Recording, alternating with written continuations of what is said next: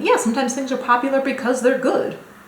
Hello! So today I really wanted to talk about the books that I'm looking forward to reading. This isn't exactly a March TBR because there's a very good chance that I will start some of these before March. But there was just so many books that I felt really excited about reading, so I felt like having those things to look forward to, it's kind of fun to share that and talk about it. So, out of these books, I have 7 here. Only 2 out of the 7 do I have a physical copy of. So the first one that I'm really looking forward to is American Psycho.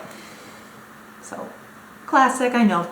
This is by Easton Ellis. If you are somehow not familiar with this, the basic plot is there's a man named Patrick Bateman.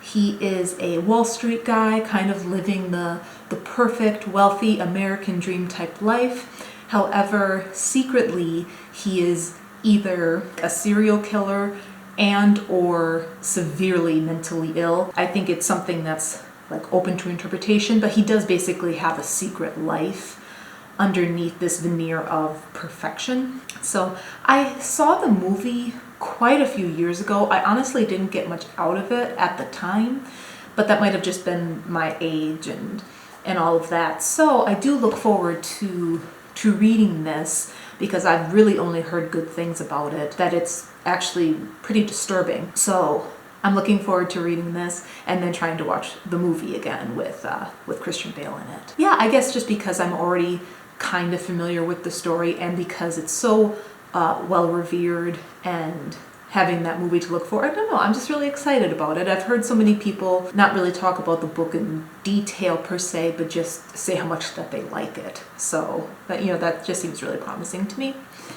The other book that I have a physical copy of, The Troop by Nick Cutter. So this one I have heard a little bit about.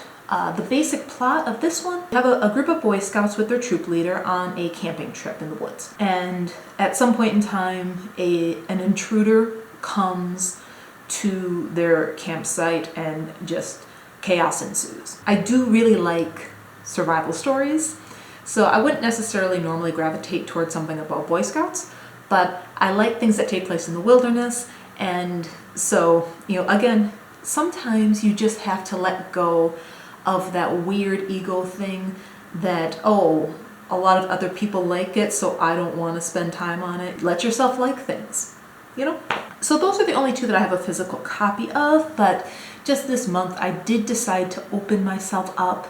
I've been enjoying audiobooks for a while now, but I decided to do the Kindle thing on my phone. That also opens up a world of options to me. They're obviously usually less expensive than the physical copies, so I'm going to start using that as well. I only have 1 of them so far on the Kindle, even though all of them are available. Some of them I might end up actually ordering, I'm not really sure yet. Okay, the next one I wanted to talk about is called Exquisite Corpse.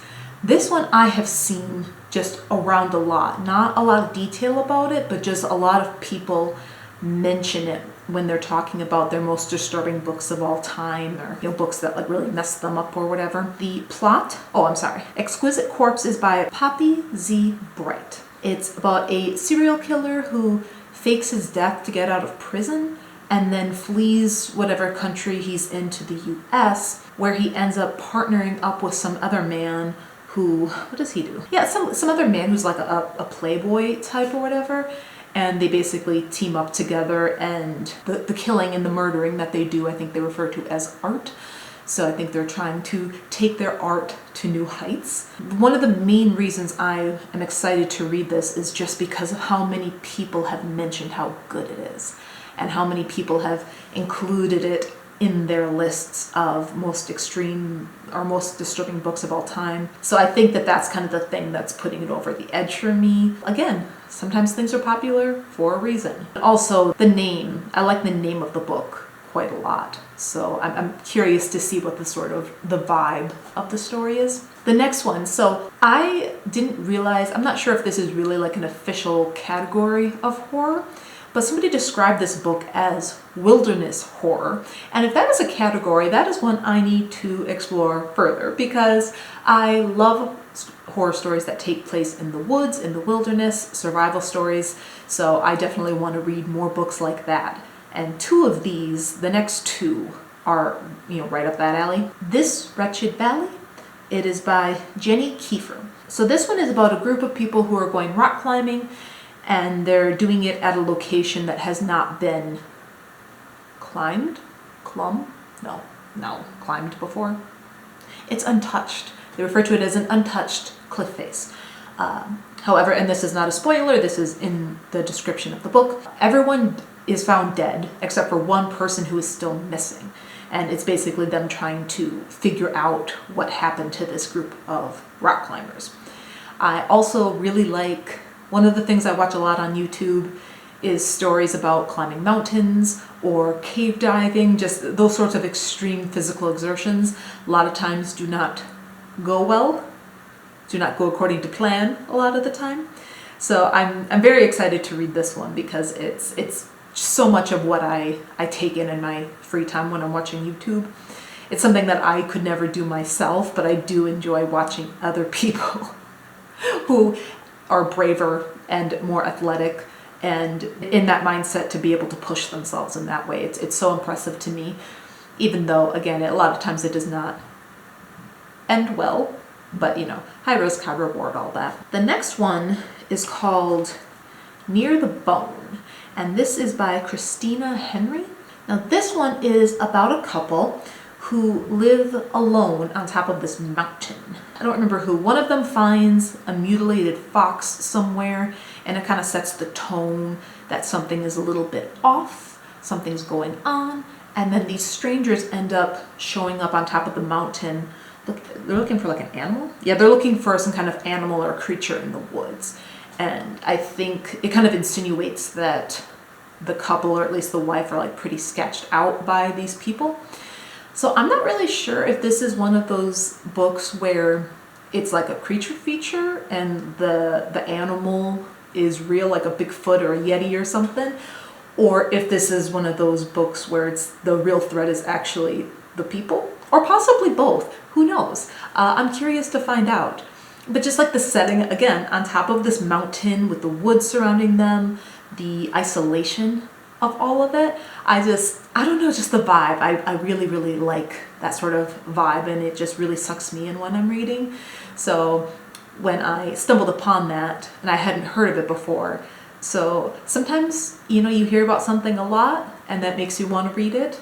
And other times you've never heard of something before, and that makes you want to read it too. Editing Carolyn here. I accidentally forgot to talk about this one. So another book that I'm looking forward to reading is The Girl Next Door by Jack Ketchum. This is about a teenage girl, who ends up staying with this family, and for whatever reason, this woman who's supposed to be taking care of her just decides that she doesn't like her. She ends up being held captive by this family where this woman, her children, and the neighborhood children all torture her. Now, this is actually based off of a true story, which makes it all the more disturbing. There is also a movie based off of this, which I have seen and I did enjoy. So the fact that it's based off of a true story just makes it so much more intense, and I'm looking forward to actually reading the original story. And my last one is a pretty short book, actually. It's called To Be Devoured, and this is by Sara Tantlinger.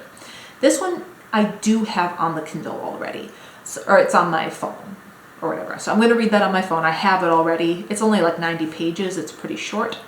That is about a woman who becomes obsessed with vultures and obsessed with the idea of eating dead flesh like vultures do. So it seems to very much be about like a mentally ill woman.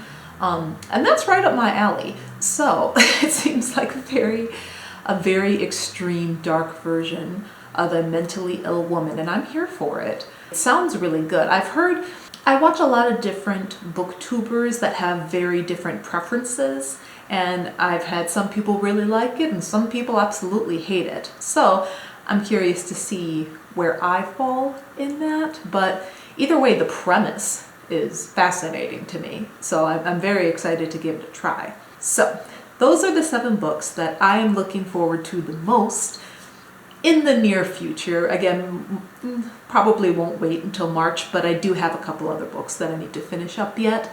If you're still here, thank you so much. I really do appreciate it. And maybe I'll see you the next time around. Bye. These books